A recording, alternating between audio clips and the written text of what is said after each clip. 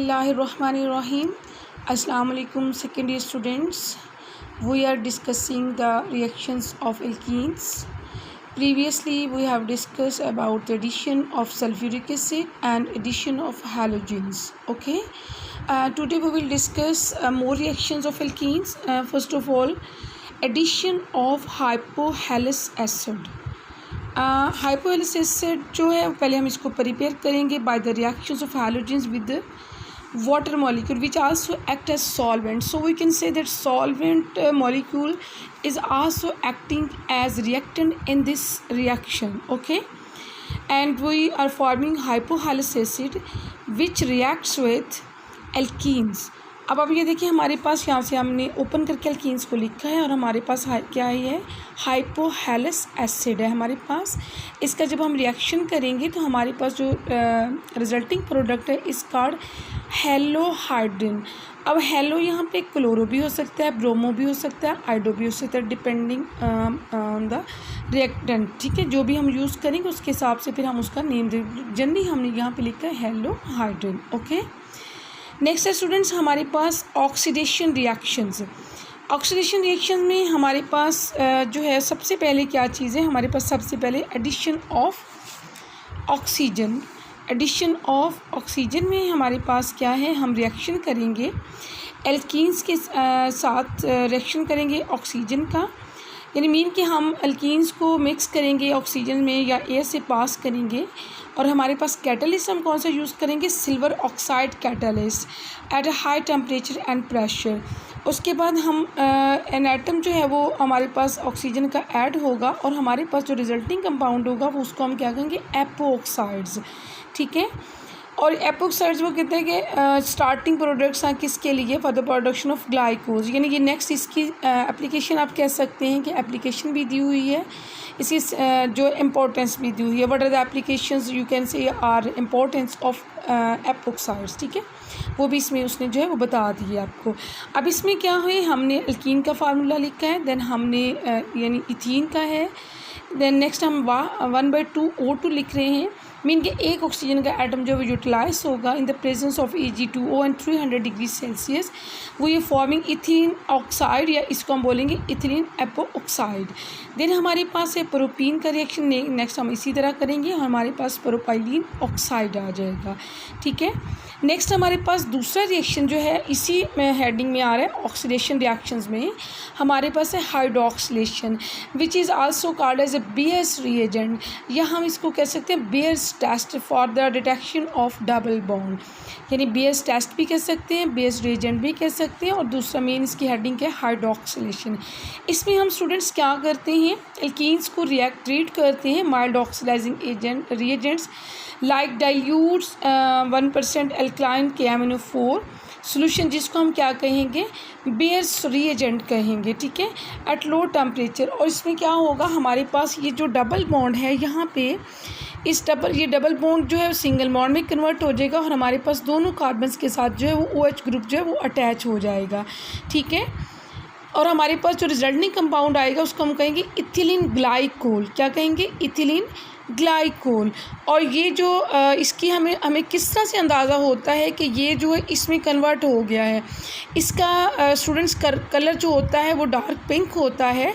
जब हमारे पास ये डबल बॉन्ड की जो है अनसेचुरेशन मीन के सेचुरेशन में कन्वर्जन हो जाएगी तो ये हमारे पास कलर जो है वो डिस्चार्ज हो जाएगा, जिससे हमें अंदाज़ा होगा कि ये जो है वो डबल बॉन्ड था इसके अंदर. मीन के अनसेचुरेशन जो है वो ख़त्म हो जाएगी और हमारे पास ये रिजल्टिंग कंपाउंड आ जाएगा 2MnO2 + KOH. हमारे पास ये अदर जो है प्रोडक्ट्स बनेंगे. ये तो था हमारे पास Baeyer's test used for the detection of double bond. इससे पहले हमने कौन सा टेस्ट पढ़ा था for detection of double bond students, bromine water test पढ़ा था जो कि हेडिंग में आता है एडिशन ऑफ हैलोजेंस में आता है. ठीक है, ब्रोमीन का भी I think so brown colour होता है और वो डिस्चार्ज हो जाता है, जिससे हमें अंदाज़ा होता है कि इसमें अनसेचुरेशन थी, पहले बाद में सेचुरेशन कंपाउंड में ये कन्वर्ट हो गया है. नेक्स्ट है स्टूडेंट्स हमारे पास कंबस्टन, वो भी इसी में आ रहा है, ऑक्सीडेशन में ही आ रहा है. एल्कीन जो है इसमें हम कंप्लीट बर्निंग होगी. इसमें हमारे पास किस में कन्वर्जन हो जाएगी, इथीन की carbon dioxide plus water and heat में कन्वर्जन हो जाएगी। ठीक है, हमारे पास नेक्स्ट रिएक्शन क्या है स्टूडेंट्स, नेक्स्ट हमारे पास है ओजोनोलाइसिस। मीन के ओजोन क्या है, it is an allotropic form of oxygen and it's formula is O3। इसके बाद ये है कि ये काफ़ी रिएक्टिव होती है और विक्सली रिएक्ट करती है हमारे एल्कीन्स के साथ, और हमारे पास एक अनस्टेबल कंपाउंड आता है। अब आप ये देखें कि यहाँ पे हमारे पास डबल बॉन्ड जो है वो कन्वर्ट होगा सिंगल में, और हमारे पास ये O3 जो हैं ये तीनों इसके साथ अटैच हो जाएंगे by forming a single bond. हमारे पास 2 ऑक्सीजन इस तरह हम लगाएंगे और एक ऑक्सीजन जो है वो इन दोनों ऑक्सीजन के साथ अटैच हो जाएगा, जैसे ये अपने नज़र आ रहा है हमें। मोलोजोनाइड अनस्टेबल कंपाउंड बनेगा which on rearrange changes to ozonide.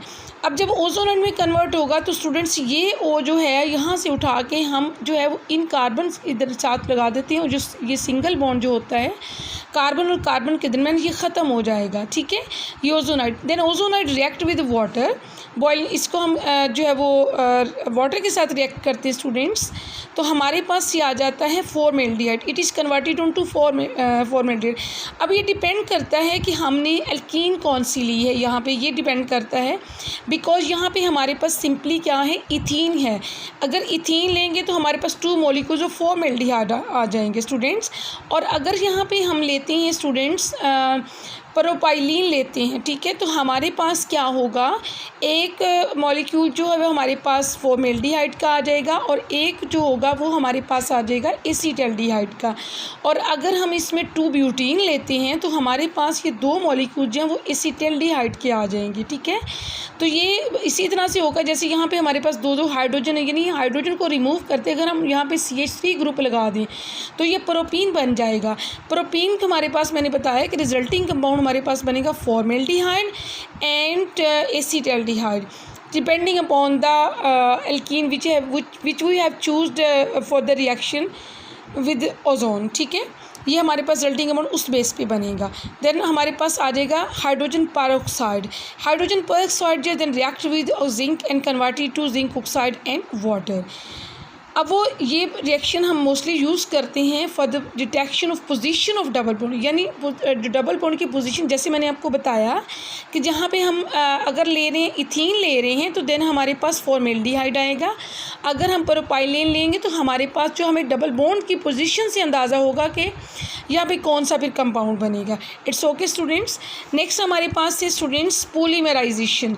Polymerisation का मीन है कि पॉलीमीन मैनी मेराइजमिन यूनिट्स, यानी बहुत सारी यूनिट जो है वो इकट्ठी होकर हमारे पास एक कंपाउंड देंगे, उसको हम कहेंगे पॉलीमर। जिसमें जैसे यहाँ पे हम देखते हैं कि इस प्रोसेस में स्मॉल ऑर्गेनिक मॉलिक्यूल्स जिसको हम मोनोमर्स कहते हैं combine together larger molecules known as polymer. तो इथीन का पॉलीमर जो है वो हम कैसे करेंगे 400 degree Celsius and 100 atmosphere pressure पे ये किस में कन्वर्ट हो जाएगी, पॉलीइथीन में। अब हमने क्या किया है, ये जो डबल बॉन्ड है ये ख़त्म करके सिंगल बॉन्ड में कन्वर्ट है और इस डबल बॉन्ड को दोनों साइड पे हमने बढ़ा दिया है और हमने ब्रैकेट लगा के एन टाइम। एन का मतलब है कि हमें नहीं पता ये कितने टाइम जो है यूनिट्स रिपीट हो रहा है, ठीक है, इसलिए हम यहाँ पे एन लिख देते हैं। अब वो क्या कहते हैं, good quality polythene is obtain. अब जब इथीन को पॉलीमराइज करते हैं in the presence of aluminium triethyl and titanium tetrachloride जो कैटलिस्ट है, यानी हम जो है वो ये पॉलीमराइज किसकी मौजूदगी में होती है, ये कैटलिस्ट भी हम यूज़ करते हैं, एल्यूमिनियम ट्राइएथाइल है स्टूडेंट्स, और दूसरा जो है हमारे पास क्या है टाइटेनियम टेट्रा क्लोराइड, ये हम कैटलिस्ट यूज़ करें तो हमारे पास गुड क्वालिटी पॉलीथीन जो है ऑब्टेन हो सकता है। यानी ये भी हम कैटलिस्ट के तौर पर यूज़ करते हैं और ये जो चीज़ें ये भी हमने जैसे ट्रेसेस ऑफ ऑक्सीजन ये हम कैटलिस्ट के तौर पर यूज़ कर रहे हैं। और हमारे पास बाकी कंडीशन क्या है, 400 डिग्री सेल्सियस टेम्परेचर है एंड 100 एटमॉस्फेयर जो है वो प्रेशर है। अब की कंडीशंस जब भी आप रिएक्शंस देखेंगे condition will be must for this reaction because if we change the condition then the products can be change.